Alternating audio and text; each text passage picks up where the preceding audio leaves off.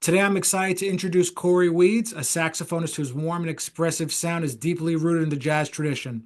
As the founder of Vancouver's iconic Cellar Jazz Club, a celebrated record label owner, and accomplished recording artist with over 20 albums, Cory has dedicated his life to championing jazz music.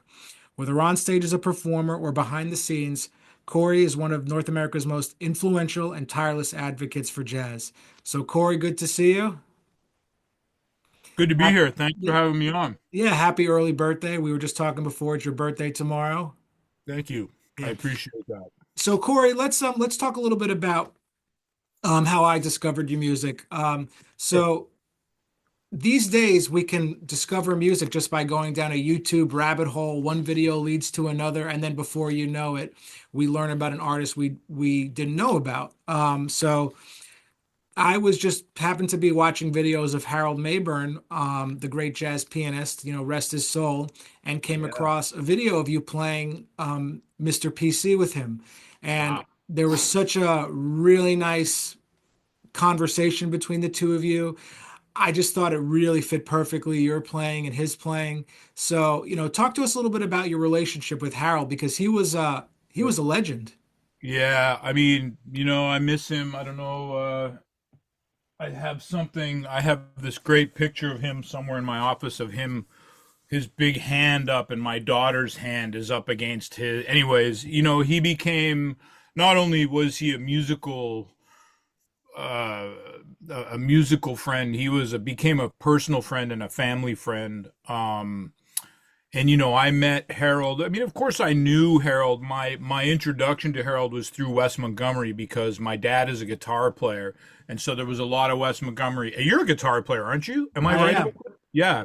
And so Wes Montgomery and was a big part of my life, and hence I heard about Harold Mayburn. But I actually came to Harold Mayburn through Eric Alexander, who was a big hero of mine and is also a dear friend. And I brought Harold to Vancouver with Eric the first time, and then I brought him again with Mike DeRubo. And I remember hearing Harold going, "Oh my God, I'll never be ready to." That's a lot going on there pianistically. And then I don't know what happened. Something changed. Harold and I started talking, and before I knew it, we had a gig set up with him here. I think at one point we were celebrating an anniversary at the club, the video that you are watching, Mr. PC. Anyways, it developed into this incredible friendship and mentorship. He spent some time, as I mentioned, with my family, a lot of time with my family, and he just became a real friend. Um, and I was lucky enough to make a lot of music with him, and I feel I'm kind of the generation. I mean, I'm 50. I'm guessing you're a little younger than me, but we're in a generation that still had and still has, although it's dwindling fast, access to those musicians.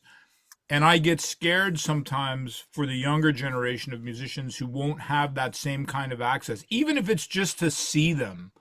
I was lucky enough to meet them and play with them and sit in with them and get to know them. And so I hold that relationship with Harold very, very dear to my heart because that's a different generation. It's a different musician. When you hit the stage with Harold Mayburn, it was go time. Like the stage was a sacred place when you were on it with him, and it made you play maybe in a different way than you would normally play. And I mean, I could regale you with stories for hours and hours of being on the road with him and having fun and the stories he would tell us and the adventures we went on. But I hold that very dear to my heart. So No, that's beautiful.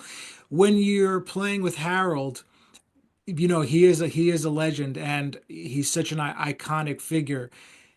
In the moment, what's the difference you would say between like do you really feel it? Even though you might be playing with some amazing players who are more from your generation, but there's something just a little bit different, isn't there, when you're with him? there is, and I think the key is to notice it, be aware of it, and then let it go. Yeah. No, no, And then it just, because it's not, it's about making music and about about communicating something to an audience. It's not about, that's all it's about. So I had to force myself a couple times to just be like, wow, that's Harold Mabern playing the intro to Ricotta Bossa Nova from Hank Mobley's Dippin'. Like, there it is. Like, Yeah, oh no, my, like that's the guy. that's But so cool. if you get too caught up in that, I think you do yourself a disservice as what you're contributing to the, to the whole thing. Definitely. So I yeah, agree. So I've been doing these interviews and I'm talking a lot about performing with so many incredible players. Everyone's got their take on it. Some people say it's not a challenge. Some people say they still get nervous. Some people say the uh, most challenging thing could be just adapting to the sound or being in your own head. When let's just say all the factors are right. Let's say you're with your favorite musicians, even so, and you're in a room you know really well. What do you think the most challenging thing about playing this music is going to be on that concert? I mean, for me, it's I call him the intruder, and I've done a lot of work with that. The intruder that sits right here, and I think everybody has it. I think that it presents itself in different ways. For me, it's an intruder that's my own voice that sits right here, that just tells me I'm not good enough. And what I'm playing is not, it's not, everybody knows that you're a fraud. And, so it's this self-talk that's there. So that's my biggest challenge ever. And I've worked really hard at trying to deal with that intruder. And I have some tools, which I'm happy to share or not share, in terms of how I deal with that. But I think for me, that's the biggest one, is that intruder, that negative self-talk that tells me all sorts of things. And at the end of the day, I can sit here and talk to you. I mean, I'm looking at this great quote from a friend of mine, that said, there's a great quote from Jerry Begonzi, and the quote is, "It's none of my business what anyone else thinks of my playing. Better yet, it's none of my business what I think of my playing." And it's very true. And I read that every day in my office, and it's like how to shut down that external noise and just be musical. Like, there's so many facets of playing this music. At the end of the day, it's like, are you being musical? Are you contributing to the music? And the answer is, generally for me, yes. I mean, I did a concert with Bill Charlap yesterday, 2 days ago, a duo concert, and it was the most exhilarating and most terrifying hour and a half of my life. It was amazing. And it's like I had that intruder there, and he was there. And I was just like, just ignore him, man. Just walk him out, grab his hand and walk him out the door, and just focus on contributing to the music. And we played a beautiful concert. I came away from it not loving myself, and I came away from it not hating myself. I feel like I played music. I got dozens of emails the next day, one of which was from Bill saying what a great time they had and how incredible it was. It's like, well, then it doesn't really matter what I think. Like, it doesn't matter. I did my job, and we're musicians and we have a job to do. Like, we're entertaining people, and I did my job. So it's really none of my business what I think of my own playing. So I'm learning that it's okay to be excited and it's okay to be down, but it's much better just to be like, just a gig, man. Like, I played well, I had fun, I had a great time, and I have trouble as a person being here. I live in the highs and I live in the lows. So one minute I'm going to conquer the world and I'm taking over, and the next minute I'm going to sell the label and all my saxophones, and I'm just going to get a job at Best Buy because I'm done. And that's one of the reasons I'm able to do all the things I do, is because I do this. I'm not an even keel. I'm getting better at it. But I'm realizing playing music, just keep an even keel, man. You're gonna have good gigs, you're gonna have bad gigs, you're gonna feel great, you're not gonna feel great. You have external things going on. I mean, I think as musicians, we all have external things going on, but if you take my life, like, I don't think people realize how difficult it is for me to get into a space where I can only think about playing the saxophone. And case in point was the concert with Charlap. It's at a house. It's at my friend's house. I organized the catering, had to make sure the piano was tuned. when we walk in, everybody's like, "Oh, Cory, oh, Cory, oh, Cory, oh, Cory, how's it going?" You know, blah blah blah. I had CDs that people had ordered from the website that I was delivering personally, and by the time I get to the stage to play, I'm exhausted. I'm like, "Oh my God, like how, my kids are at home by themselves because their mom is gone." So it's all of these things. At the end of the day, it's no excuse. You just try to like just just play and contribute to the music and No, not don't worry. I love how You honest know. you're being about it. It's so refreshing to hear that because I like that talking to people about it because I'm not looking for compliments. I want to know, how do you deal with it? And what I'm well, finding is you can talk to Eric Alexander or you can talk to Grant Stewart or Ralph Moore. I just had coffee with Ralph Moore, and it's the same thing where we all have this struggle, you know? well, and I did notice that when I was doing my due diligence, that there was a video of you on YouTube speaking openly about it as someone who's had, stage fright countless times and had moments throughout performances when everything Sure. is going right, that you refer to them as that on the shoulder, that those thoughts you might have, and to rise above it Yeah. is you have to also give yourself credit for just pushing through, because some people who deal with that early on, they just can't, you know what I mean? There's obviously Yep. something within them that says, I love this art form that much, I love playing that much, and that's what wins over the anxiety. When you have those moments, for instance, on stage, or whether right before, when I know you're saying there was a lot of factors at the concert, but how do you sort of center yourself? Do you maybe do a little mindfulness, or you put your, like, anything you could share with us that would help you regain Yeah, this? I mean, so I do two things. I do two things. I mean, there are a lot of things you can do. It sort of depends when you are going through this stuff. But first of all, I try to make sure that, I mean, I try to do all the things before the gig to make sure that I'm properly prepared. So I try to start with a tune, for example, that I'm really comfortable with. When that intruder comes, and this is all happening, of course, at rapid speed, but I feel the intruder, I hear him, I acknowledge him, I grab his hand, and I escort him to the back door. This is the imagery that I have in my brain. And I say, I'll probably see you again, probably soon. No problem. Grab your hand, take him out the back door. And that really works for me. And then once I've dealt with that, I try to take the saxophone out of my mouth. And I'm sure it's the same for guitar players and trumpet players. When we get nervous, we try to compensate by playing fast or playing a lot, or, it becomes really heavy. And I'm trying to do the opposite. So, man, just take the saxophone out of your mouth and just hear. Just hear for a minute what Bill Charlap is playing and just get in there. And I think about things like I think about Ben Webster with the Oscar Peterson trio. And I think about how much Ben says with so few notes. I'm like, he's not playing anything, but it's the most beautiful sounds ever. I'm like, man. So that's what I try to do. I try to back up and just take the horn of my mouth and breathe and just try to concentrate on playing one musical phrase. And then, okay, great. You played one. See if you can play another one. Oh, played another one. Oh, you kind of slipped up. That's okay. Bring it back, man. Like, just so the key for me is to try to simplify, really try to simplify. Um, and it seems to be working for me this week.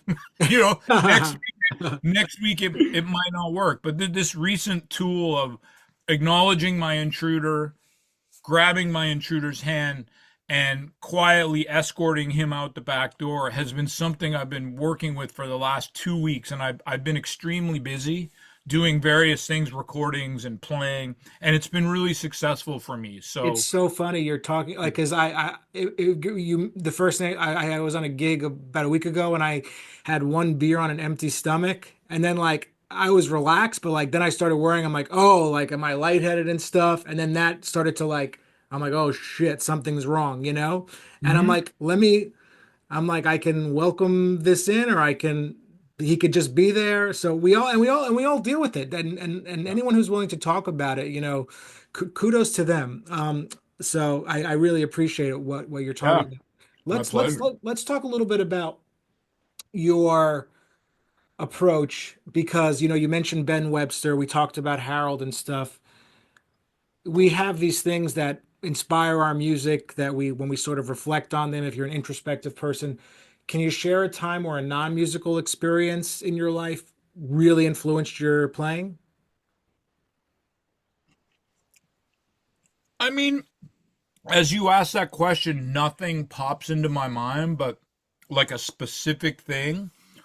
But what I will say is that sometimes when you take lessons with some of these legendary people, and even not like even not legends, but like incredibly accomplished musicians, but not like Lou Donaldson or George Coleman, hanging out with them, like they don't always, when you go for lessons with those guys, it's not always like, okay, pull out your horn, like let's go, I'm going to show you this.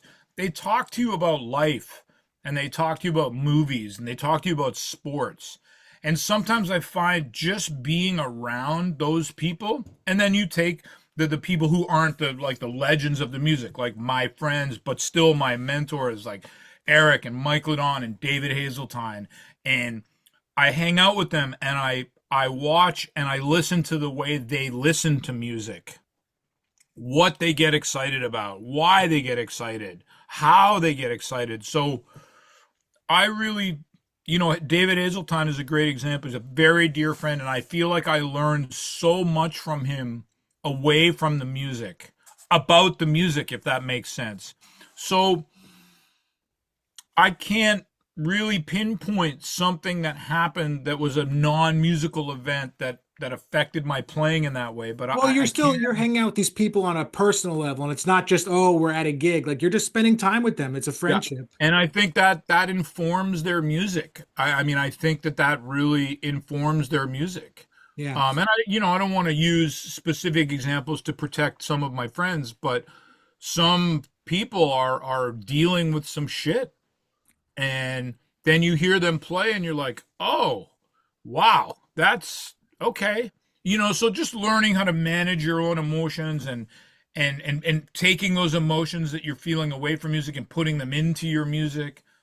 So yeah, that's what I would say Yeah, about that. and the problem is too I mean, I don't have to tell you, the jazz scene is so critical of each other. There's so many dichotomies, people who like really straight ahead stuff, some people who play free over the form, and I think that is something to be said too. There's so many dichotomies, and but just to realize that as well. Yep, absolutely. And you seem like the Absolutely. type of player who you don't discriminate. You're gonna take from everybody. Yeah, I think so. I mean, I have my thoughts about certain things, but yeah, I mean, I don't. Yeah, I don't discriminate. I don't discriminate. I mean, you know, I might discriminate about certain kinds of music that I don't like, but that Well, for doesn't. instance, I would feel like let's say you're playing with Joe Farnsworth, who you've played with before, Yeah, and like if you're gonna play with someone like, uh let's who comes to Ari Honig or Ralph Peter, you think, sure. oh yeah, this is gonna be great. Yeah. In that way, yeah, you're right. In that way, I definitely no, I don't discriminate. I mean, and I think as soon as you shut down the openness to learning something from somebody, I think you're doing yourself a huge disservice. And you can learn something Doesn't from mean you those have to people who play agree with different. it or you have to do it that way, but to not be open to hearing it is a problem. Yeah, definitely. Let me ask you a question. You are involved in the jazz world in terms of this, running clubs and all that stuff, which has got to be, challenging on its own level. Yep. There's a lot of musicians who want to play and have opportunities and stuff. Do you think that by being in that business role is sort of you have become more, your expectations of yourself on the horn have kind of elevated from that, or is it just Haha. That's a man. We need a whole separate interview for that. I or mean, part two? I would say for me that you started the interview talking about some of the mental things and the mental struggles. So my biggest thing that I deal with as a person and as a saxophonist is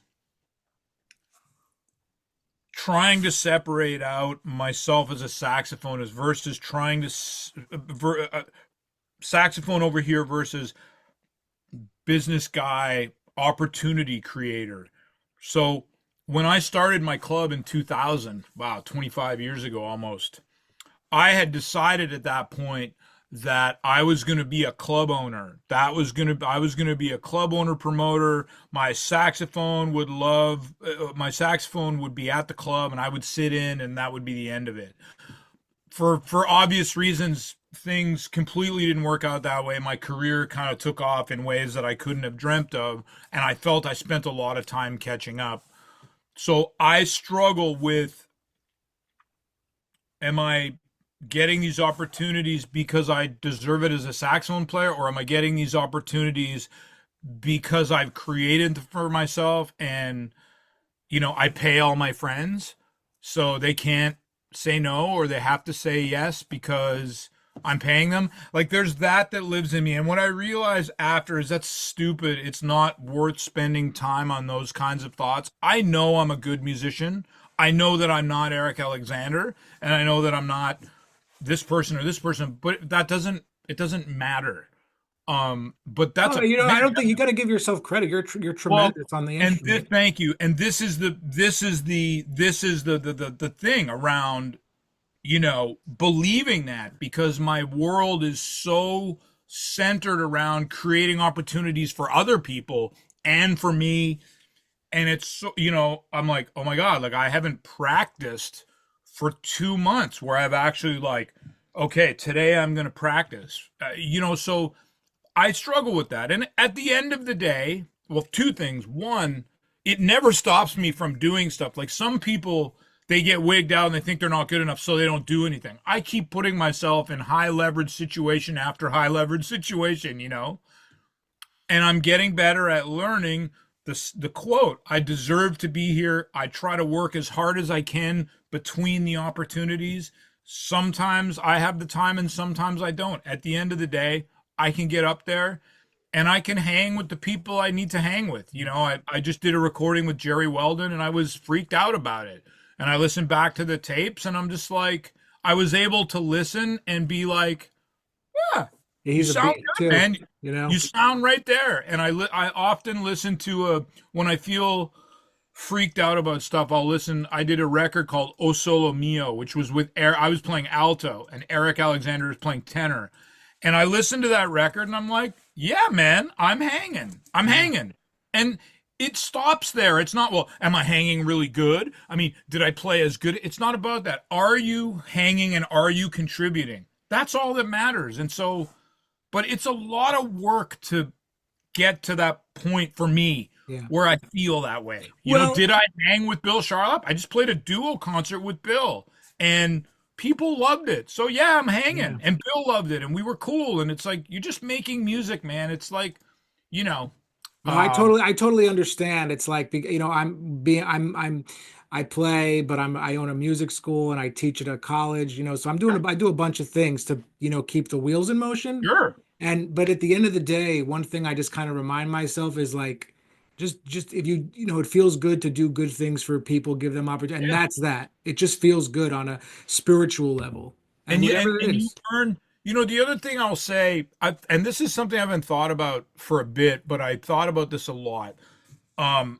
You get to I always used to think to myself, like one of the intruder voices was when I'm playing with Hazeltine or when I'm playing with whoever, the intruder was saying, oh, this would sound so much better if it was, in the case of, let's say, Hazeltine, it would sound so much better if it was Eric Alexander. David Hazeltine's thinking this would sound so much better if it was Eric. And one thing that I realize is that I've worked hard, I've become a good player, and I have crossed the threshold of, like, can't play, can play.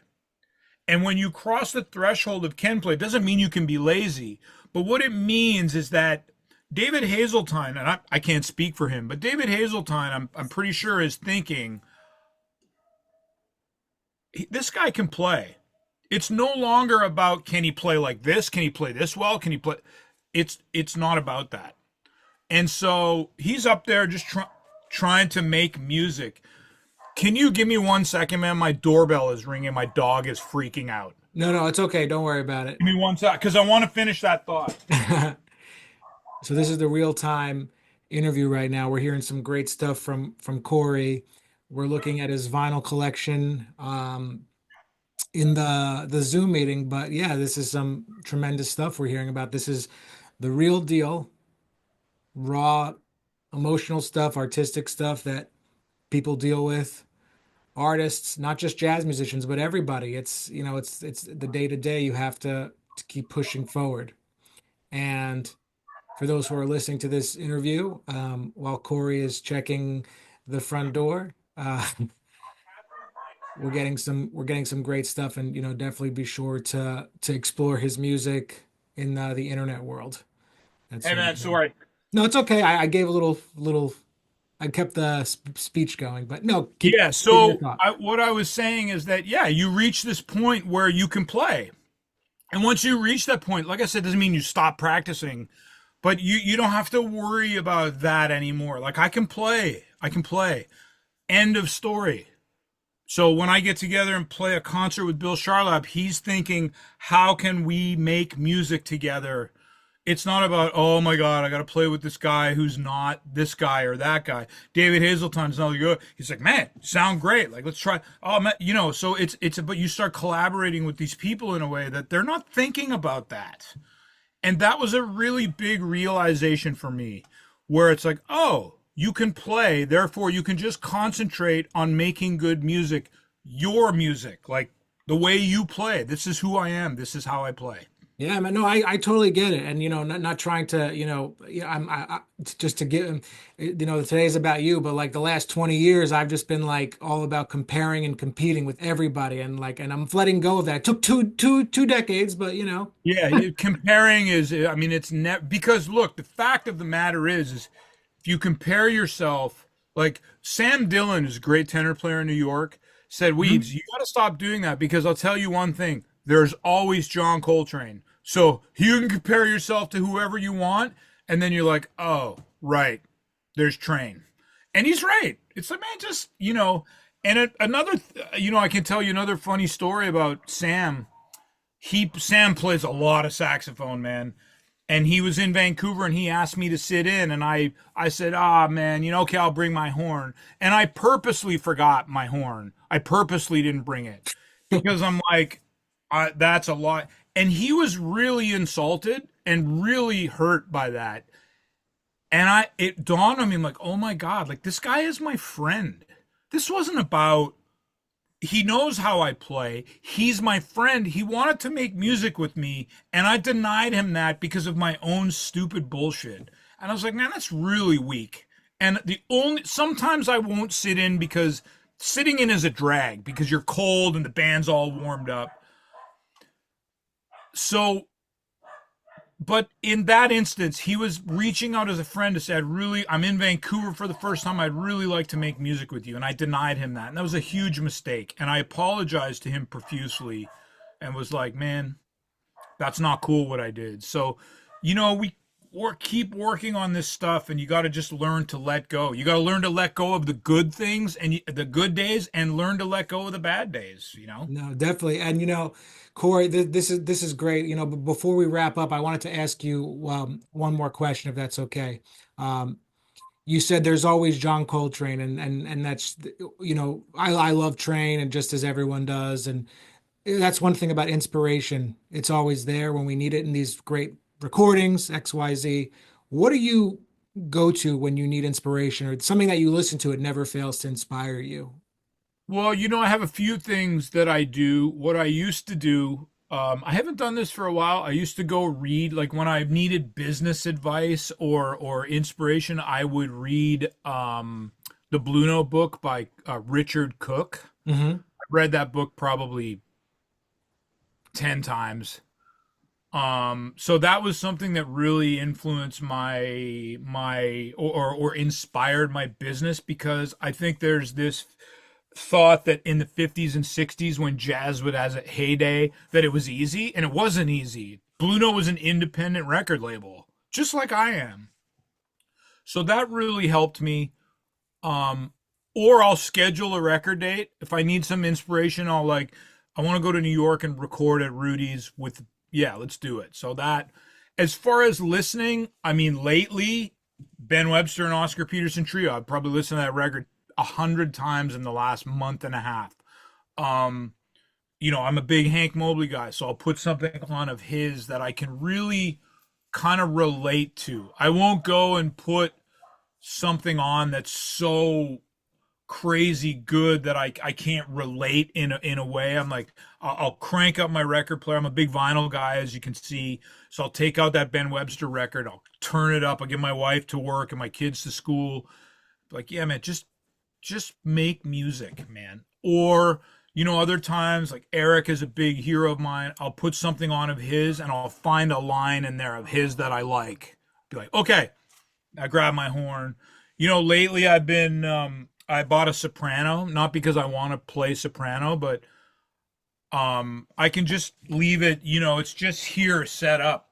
And I'll be like, oh, hey, a saxophone. I'll just pick it up and, play, and it's in B flat, like tenor. So, so just, yeah. Or sometimes I'll go for a walk and I'll be like, wow, it's a beautiful day, or my kids will make me smile, and I'll, so trying to get inspiration from all kinds of different places, because I'm realizing that, your daily life informs your music all No, the time. definitely. Things And that are going on. Corey, where can people find you? Social media, all that stuff. Just Yeah, so I'm a big Instagram guy. So at Cory Weeds. that's how we Um, connected. So yeah, the label is at Cellar Live. And my website is CoryWeeds.com, and the website is CellarLive.com. no, beautiful. The label website is No, CellarLive.com. this is great, Corey. Thank you so much. And my pleasure. I'm glad it worked out. I'm happy to talk anytime. I love talking about all this kind of stuff. So Yeah, no, thanks. my pleasure, man. Happy holidays to you.